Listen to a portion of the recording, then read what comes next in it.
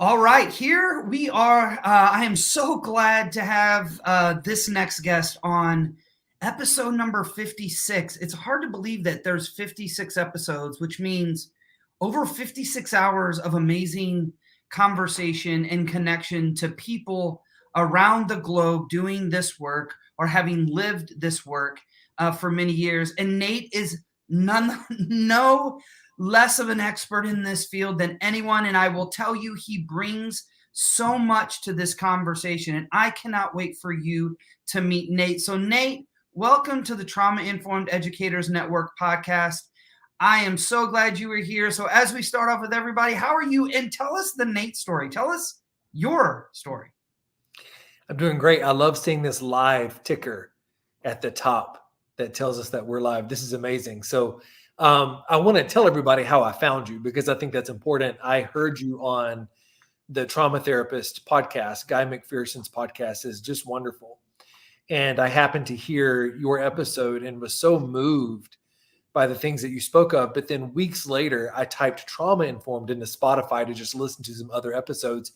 And your podcast came up right away. And just hearing these educators all have a different take with the intentionality of I want to be trauma informed and how I have this connection to who I'm teaching.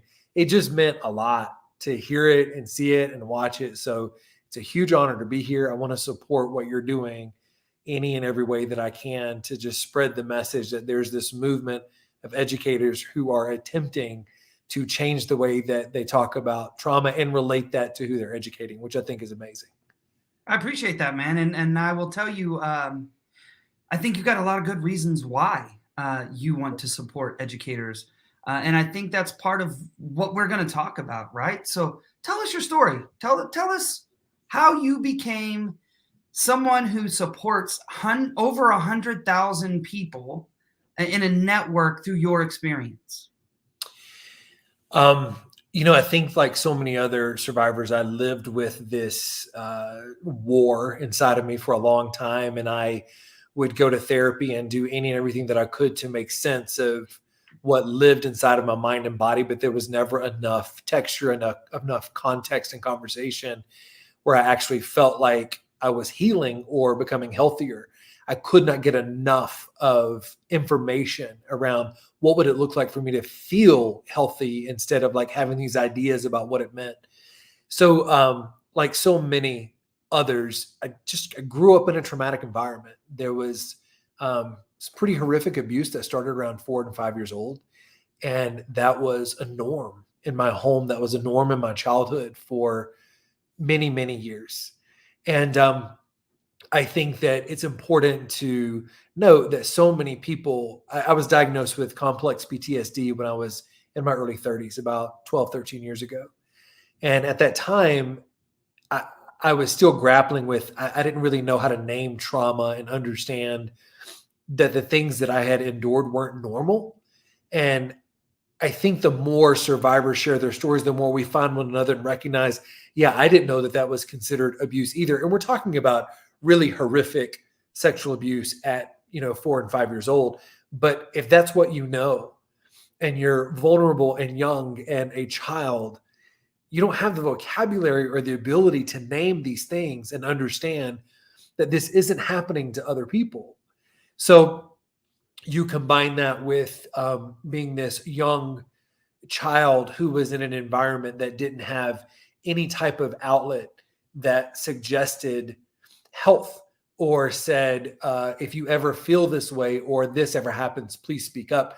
So there was just a compound for years and years and years of adapting to a lot of trauma and just trying to make sense and just living in survival mode as early as I can remember. And starting to understand, like I'm 44 now when I look back and I think of this incredibly brave little kid who is getting abused at every angle in every corner, but still maintained his sensitivity and hunger to be desirable. I think I transformed into this people pleaser, this idea of there are things that I can do to convince other people that I'm not the human trash can that I feel like if I extend myself to this, and this. So that has led to a lot of workaholism, a lot of what I call sometimes stage fright, because I didn't know how to live my own life. And so I built a life that really appeared like it was moving and functioning. But there was just so much silent pain that had not been addressed. I'll pause there. Wow. And I think a lot of people can connect to that. And I think that, and there's this new push to have the trauma response of fight, flight, freeze, and now fawn.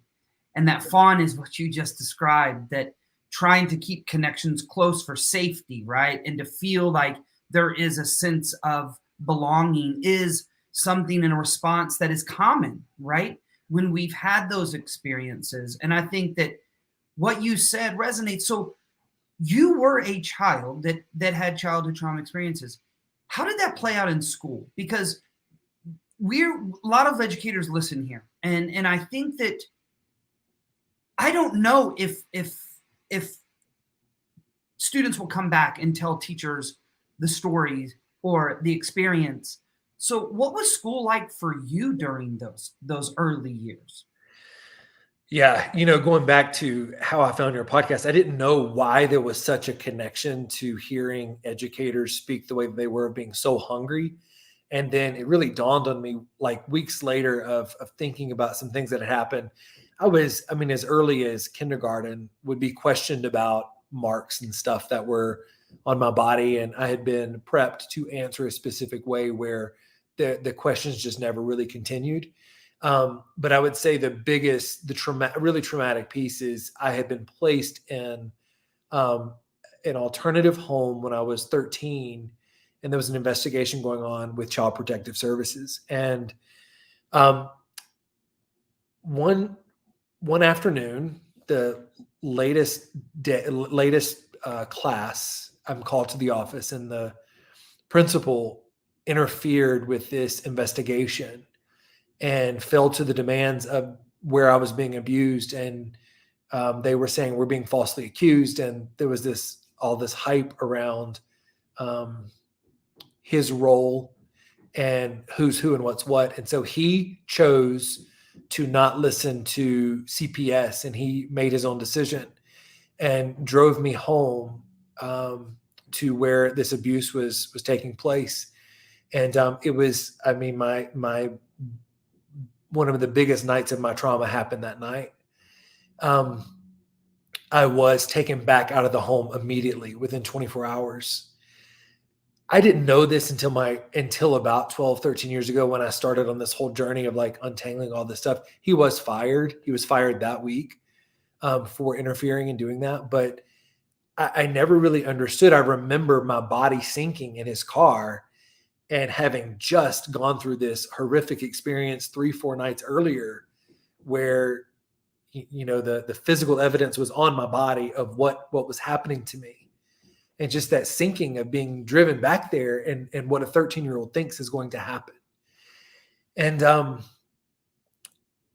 I think when I look back and I think about that 13-year-old, that's probably been the hardest part of my journey to uncover and connect the pieces to, because of the amount of ignorance. It's, I talk a lot about unnecessary pain. That was really unnecessary pain. There was some pain that was just already there. There are things in life that are just going to hurt us, but that was so ridiculous and just so unnecessary. That's where the term trauma informed is so important to me. The factual vision of how you see someone who's experiencing something traumatic and how to care for them in a way that shows you're connected to their reality and not brushing aside what that instinct is telling you. Well, and I think when I hear you say that too, it's also understanding that when students struggle or when kids struggle, it's because of a reason. It's not because I want to make your life miserable, right? As an educator, as a parent, that when kids struggle, and especially in school, let's be honest, school is hard by design. We are pushing kids. We are trying to grow them. It's hard. And then you add these other layers of experiences that they might have had the amount of I don't even want to say behavior, the responses that come from kids, there is this lens that we have to fix the kid. And I think at the end of the day, it's not about teaching them lessons. It's not about fixing them. It's about seeking first to understand, then to be understood, which is habit 5 of the 7 habits of highly effective people. Really looking at and going, what is going on here? And I think that the power of an educator is many times we spend more time with kids than anybody else in their lives, which means the impact that we can have is great. And did you notice I said the impact? I didn't just say the great impact, because let's be honest, schools can be a place of trauma for kids. What are your thoughts around that? What my first thought was, I think the educators also need to know that it's not their job to know how to do everything when there's a traumatic event.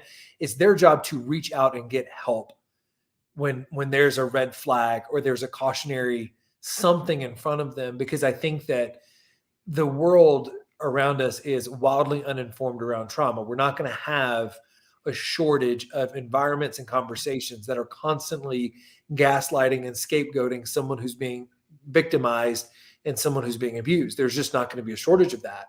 And it's not the responsibility of an educator to say, I am going to provide therapy. I'm going to heal this kid. I'm going to save them. I'm going to do all these things.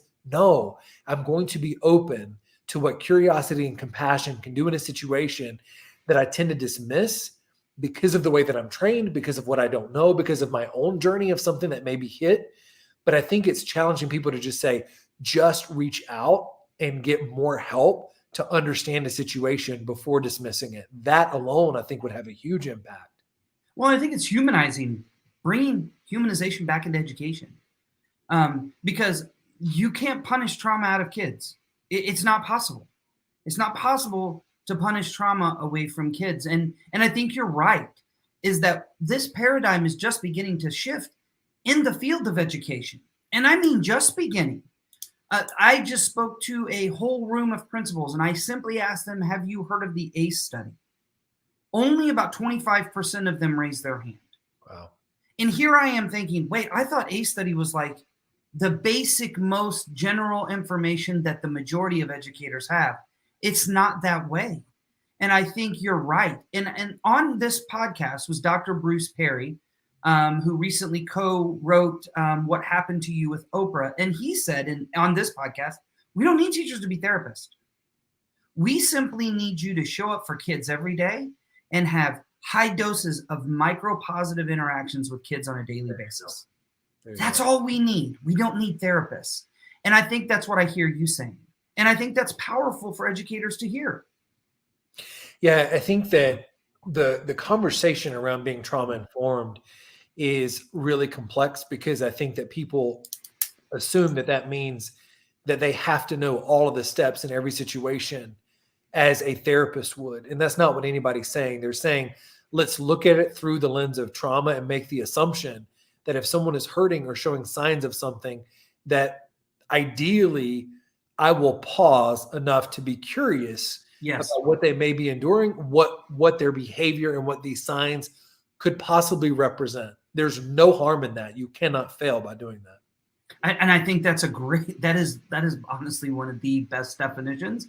And I will go back and re-listen, and I will put that on a graphic myself, because it really is just that. It's not about, okay, we have to then provide the intervention and support to help kids through the therapeutic process. That isn't it. Although I will be honest and tell you that is a stance my school takes, but it's with trained therapists and social workers. It's not me. Right. But I can tell you what I do is when I see a student escalated is I use co-regulation. I use my ability to get them to calm so I can get to the reasoning part of their brain instead of trying to get them compliant, right? I take them through that process of regulation. We also teach regulating skills. Let's be honest, trauma or not, that every child, that is a life skill we all have to learn, right? To be truly grounded and successful in whatever we do is to learn, okay, what is my body feeling? What is my brain saying? And how do I process that information to ensure I know in this space what to do? And I think that is part of it as well. We don't need teachers to be therapists, although they can be therapeutic. There's a big difference, right? You can be therapeutic without being therapist. You can stand and hold space for a kid that is struggling. That would be therapeutic.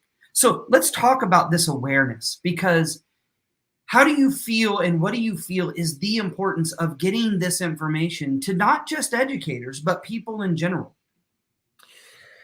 I was really naive when I started writing. About 2 years ago, I started the social media piece of writing about trauma, what it meant to be trauma informed, sharing small parts of my own story, and had no idea the volume of people. I'm growing more and more convinced that everyone has some layer of childhood trauma.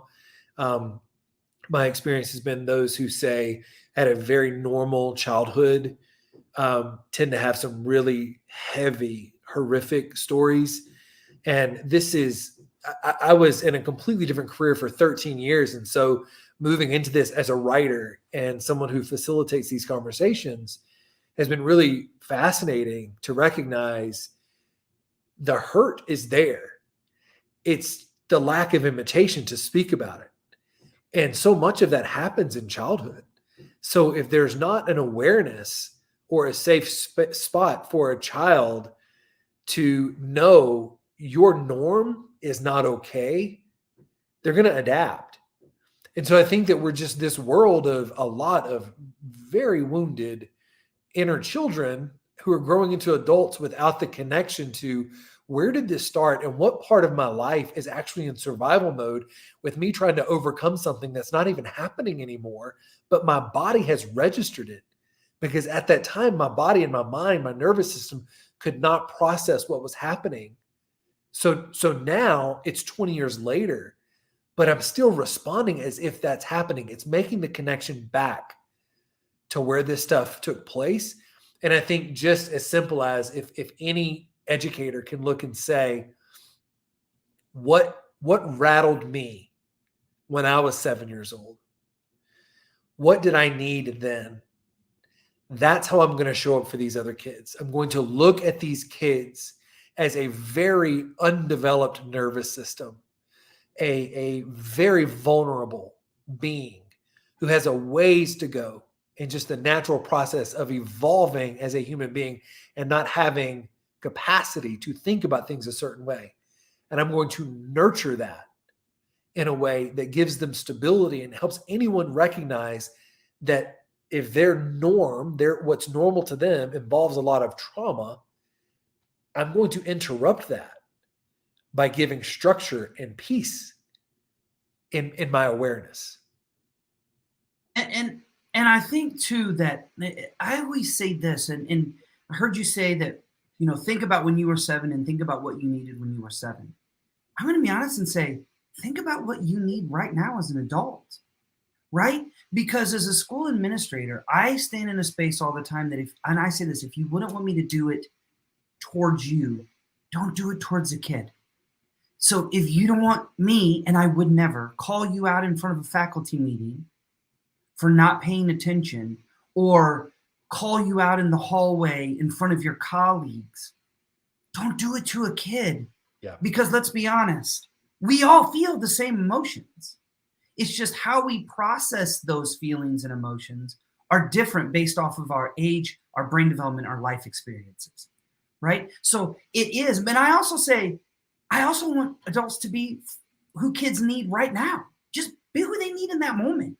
Because kids need different things in different times. And we have to be intuitive enough, and we have to be tied into enough with our relationships and our connections to go, man, okay, I can see he's kind of off when he or she's off when she walked in. I hear this all the time. Oh, they came in. I hear this as when I speak to they came in on 1,000. Okay, then we need to help get them back to 100 or whatever number we want them to be on. So I think that is so powerful. And I think the awareness even goes beyond educators right now, right? I mean, I think that if people follow in the politics behind this, there's a lot of push now against SEL, social and emotional learning, trauma informed, is now becoming the next big red target in education, where I think I don't want to say the wrong state, but it's a northern state that's now banning words like social and emotional learning, banning words like equity, banning words like trauma informed. There's legislation right now that's going through to ban this. What do you think about that? What are your thoughts around that? Because I have a lot of strong ones, but what do you think about it? I mean, I think that it's another version of scapegoating the vulnerable. It's denying the presence of something that is so prominent in someone's life that you're taking away their reality, and you're saying, I'm going to make you show up in the world the way that I want you to show up. And here are your rules. And listen, a traumatized mind and body can't do that. It doesn't work that way. I would love to have been someone who was not impacted by trauma the way that I was, and adapt to the world and go through life not having a rattled nervous system. That's not how trauma works. So I think that it's a horrific act. I think that it shows you so much of the background and the reality of what people are having to fight to just make known. And isn't it ironic that an educational system is fighting to become uneducated, like to truly be as uninformed as possible, when choosing to become informed could be the thing that has the greatest impact, more than the education that child gets. I think that's called privilege. I mean, that's it, right? Because maybe the people who are making decisions haven't had an experience. So therefore, there's this fear that if we talk about it, and I grew up in an environment like this, that if you talk about it, then kids will want to know more. Like, you can't talk about that because then they'll want to know more. Or if you talk about it, then they're going to know about it. No, we want kids to talk about their emotions. We want kids to talk about how to navigate the complexities of the day-to-day life. That is education in itself, right? Yeah. We're the same age. I just turned 44 this year, right? Nobody taught me anything about emotional, first, vocabulary. Didn't even know it. Didn't know what that was. Definitely no self-regulation. And I experienced probably zero co-regulation as a student. I was a student that was in trouble quite often because I didn't fit the sit down in your chair and listen. That wasn't, still not my MO really. But did you experience that as a kid? Because I didn't. And I think that our generation is now who's making the decisions. And I find it interesting in this idea of, well, I was fine when I grew up, so kids, they need to do the same thing. That was actually told to me when I spoke to the National Legislative Conference that was here in Nashville to national legislators. So, I mean, that wasn't your experience, right? As a kid, obviously, you had a challenging experience at school. Yeah, and I also think that people who say things like, well, that wasn't my experience, great. Yeah, exactly. That's nothing to do with what we're talking about. Like, exactly. Be bold and trust that other people had different experiences than you did. Yeah, concept. I think that just like with so many other issues in our world, speaking openly and honestly about something like trauma or what a child may be going through, the background and the depths of how much scapegoating and gaslighting is going on, and how much power is in the wrong hands. Right. I think that's a big piece of it too. And I also want to say, like, the position in the US that teachers are in, that educators are in, it's horrific. Like it's awful. Really awful. And true. I don't want to come across as if I'm saying you need to be doing this, this, and this. No. I think it's more of, if you really want to have impact, if you could just learn a few things about the nervous system and about understanding the impacts on a child, and how you as a 35-year-old may be looking at an 8-year-old assuming that they can think through and adapt to something in a way that you would. And that's just not how it works. It's not physically possible for that to happen. And then you add on the impacts of that child is going to a home where the unspeakable is happening. Man, what an invitation. What an invitation.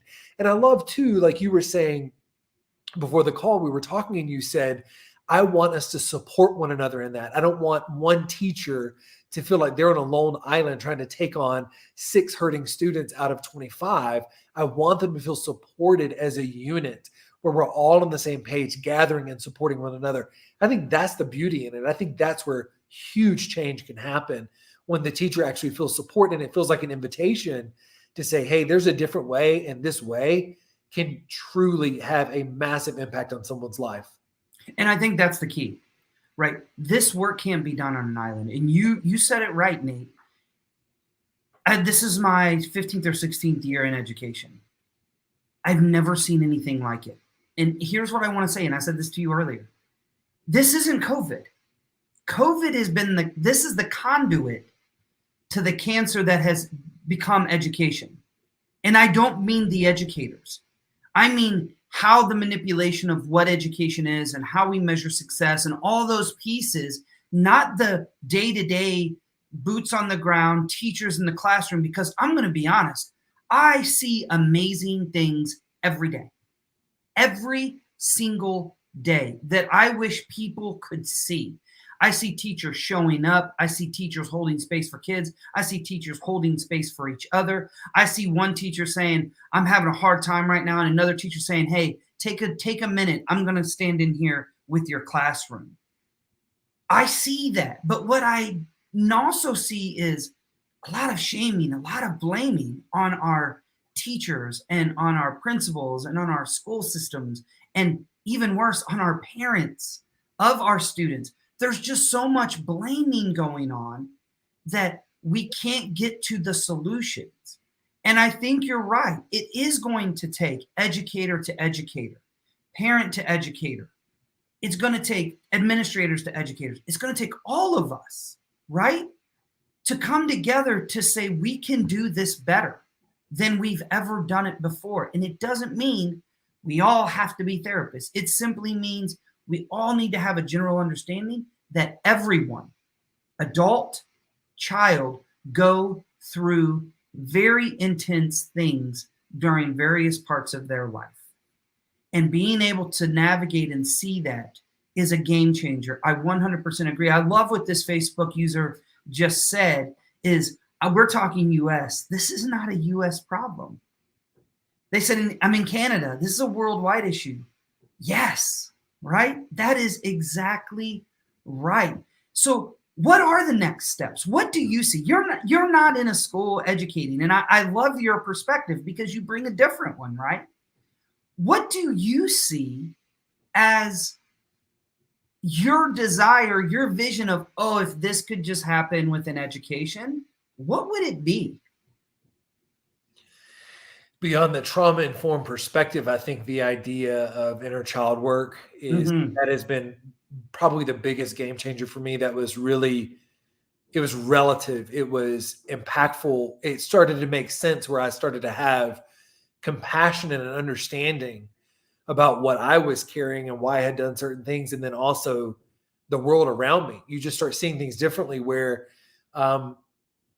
when you think about how many adults are walking around with unaddressed pain that's rooted from 30, 40, 50 years ago, well, what would it look like if we started shrinking those timelines and those people all had an invitation to say, okay, I'm going to look at myself and figure out what's rooted in me, where I would say things like, well, I'm fine, or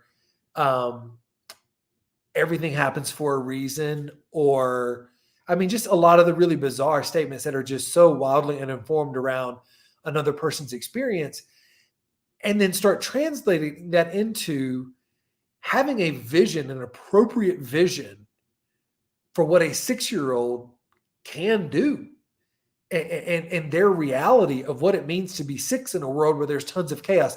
I'll tell you something else that has been fascinating to me is that I was, almost 20 years into therapy before I ever heard about the nervous system. I had done lots of trauma modalities, but that was more from survival mode.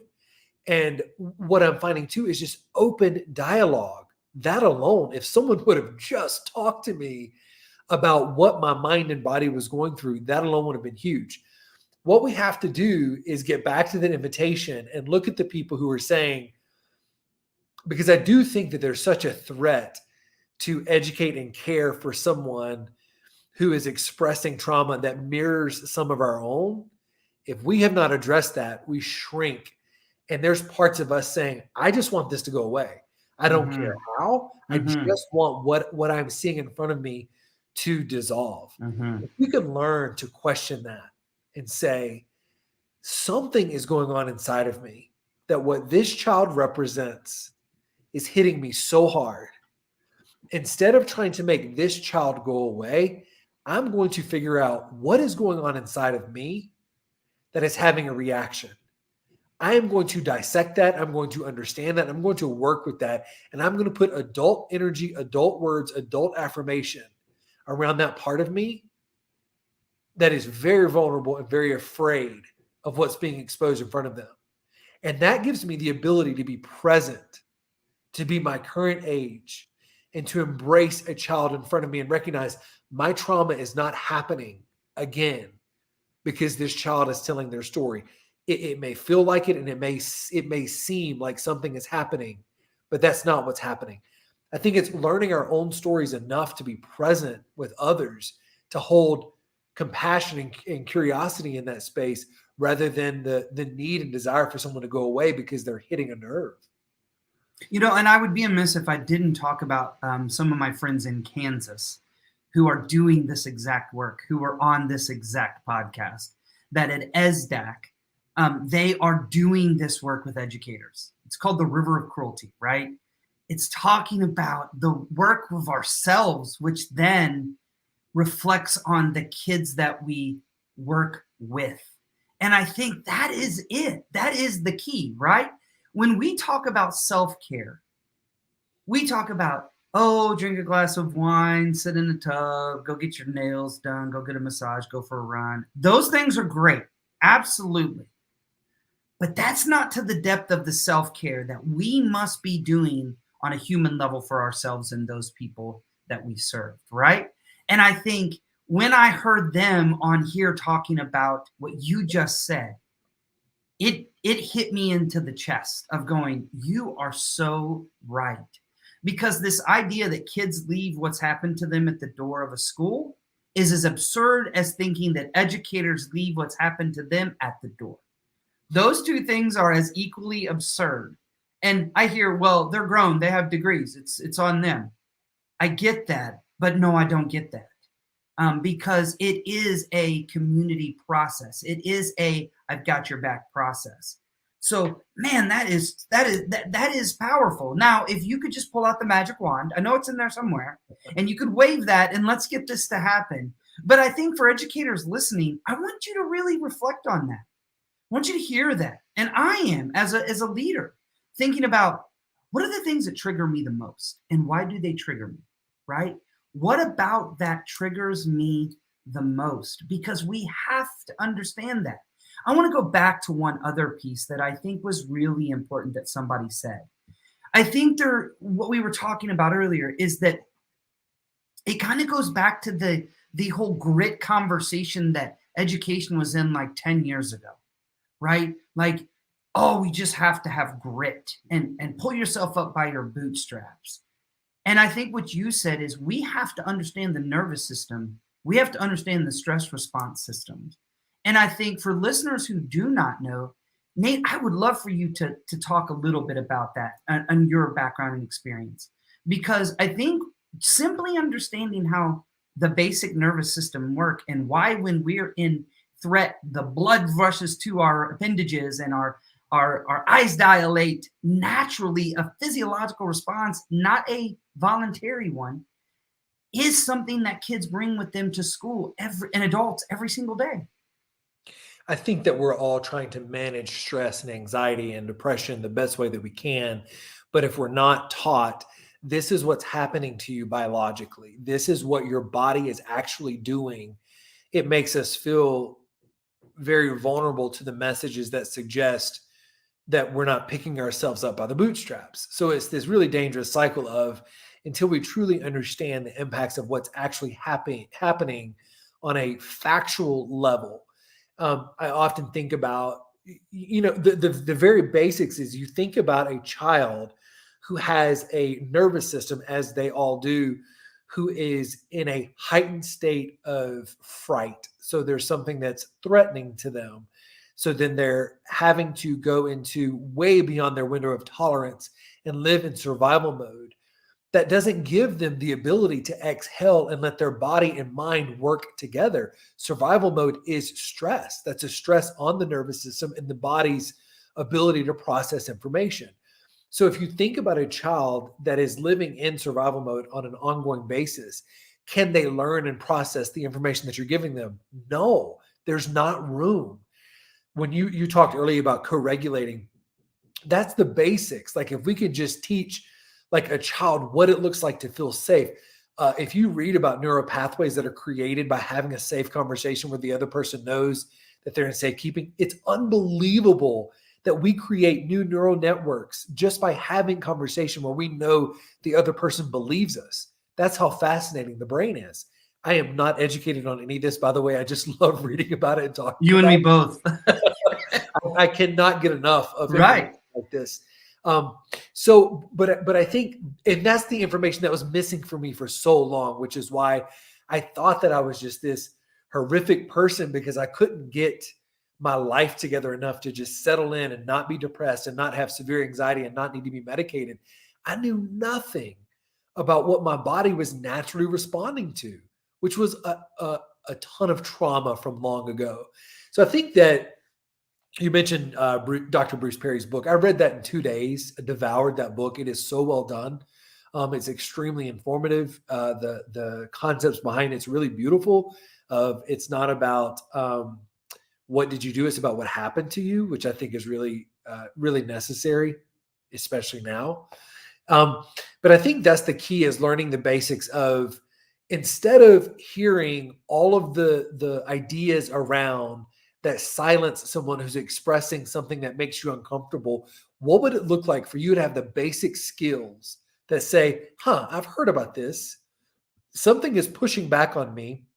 Instead of me then pushing back and trying to silence someone because I have age and power and authority, I'm going to open this up and see where this goes by showing tremendous curiosity and compassion of what it would look like for this kid to feel safe. Trying to discipline a child that is in a heightened state of hyperarousal, that's not a real thing. That's not a real thing. You're talking about someone who is whose brain is sending every message in the world that says run, run, run, Mm-hmm. run. It just doesn't work that way. And that's all of us. No one's excluded from having a brain that functions with hyper and hypoarousal. You know, it's interesting that what you just said about simply being curious and holding space.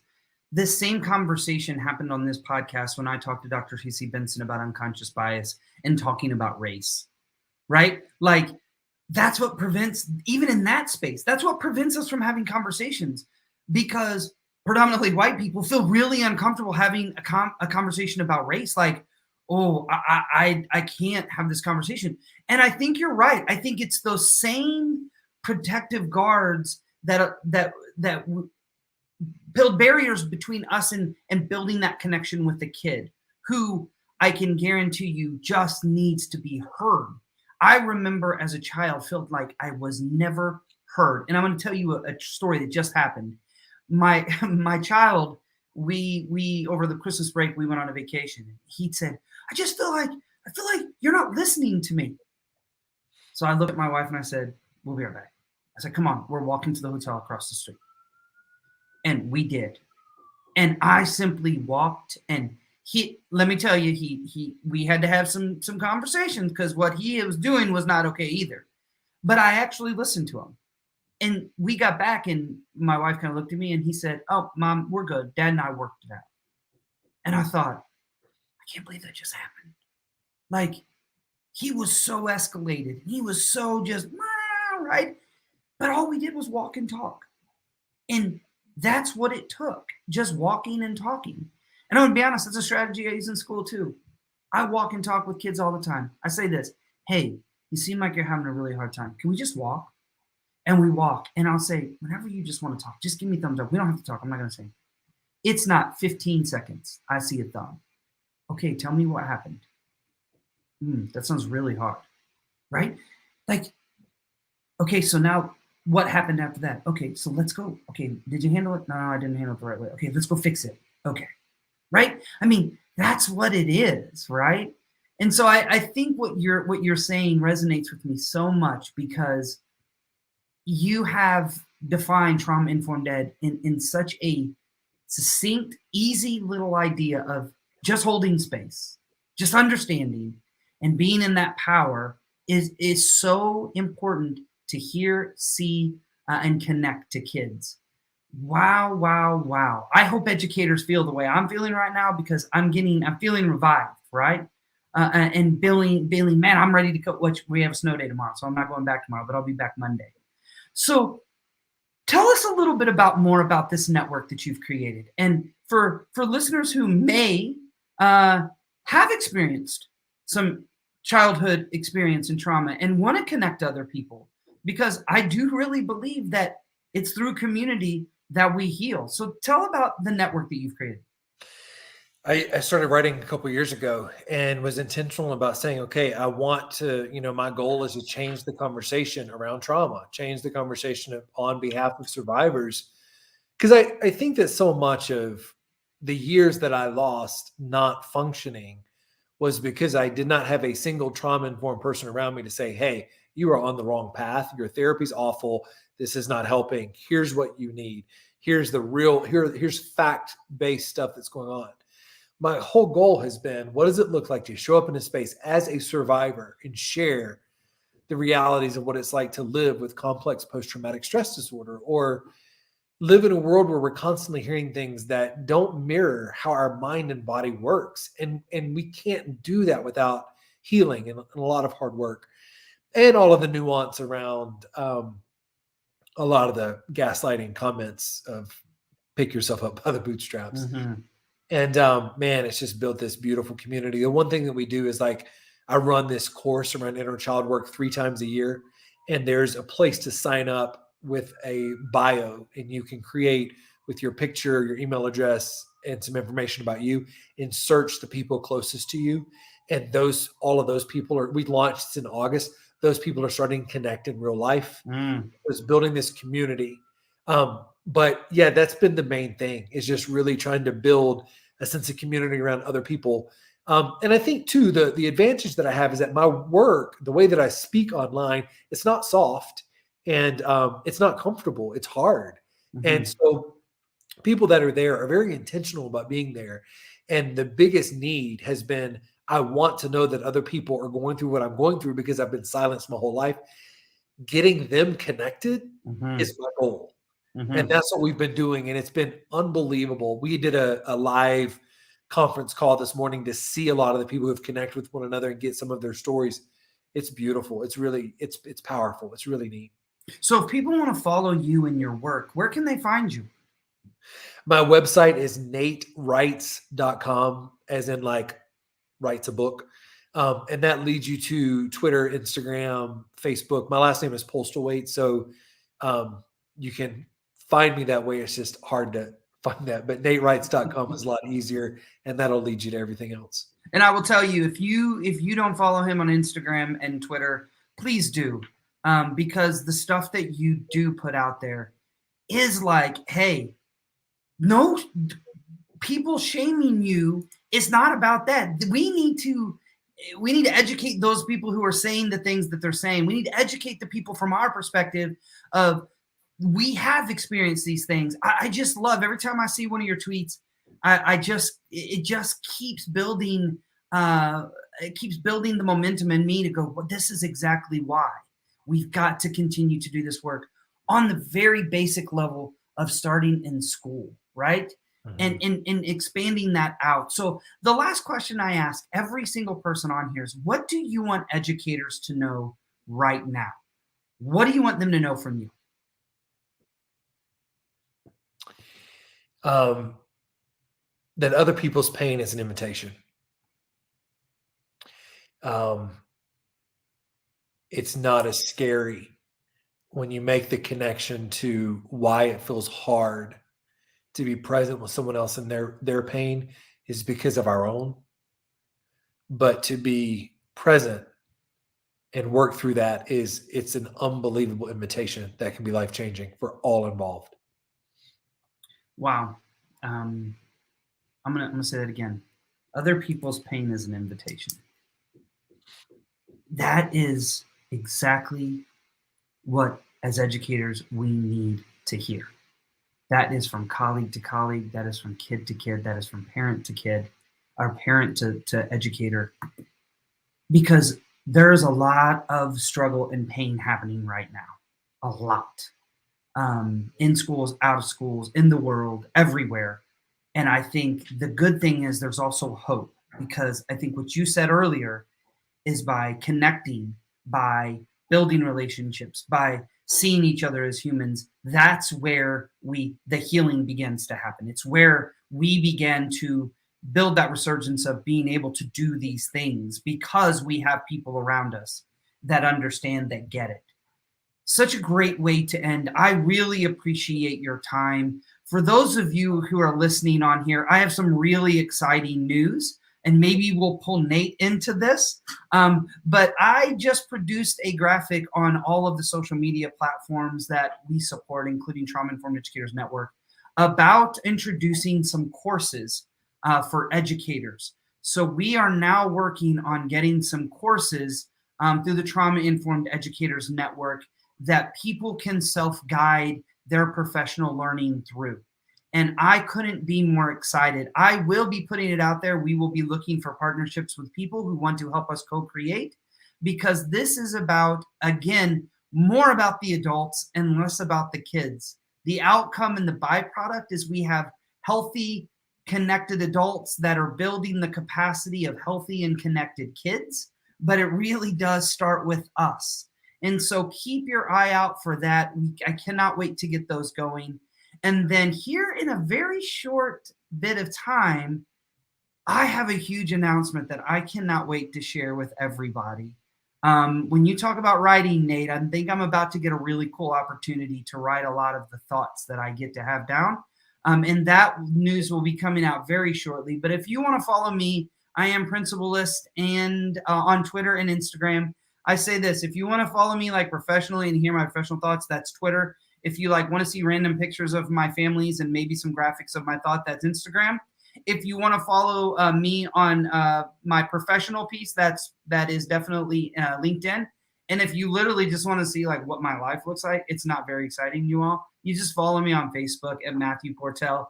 Or if you want to be a part of this network, you can follow us on Trauma Informed Educators Network, Trauma Informed Educators Network podcast. But thank you so much, Nate. Thanks for being a guest. And for all of you listening on live on our social media platforms, thank you for being here. Thank you for your engagement. And as always, please, please, please, if you need to, wear a mask and wash your hands.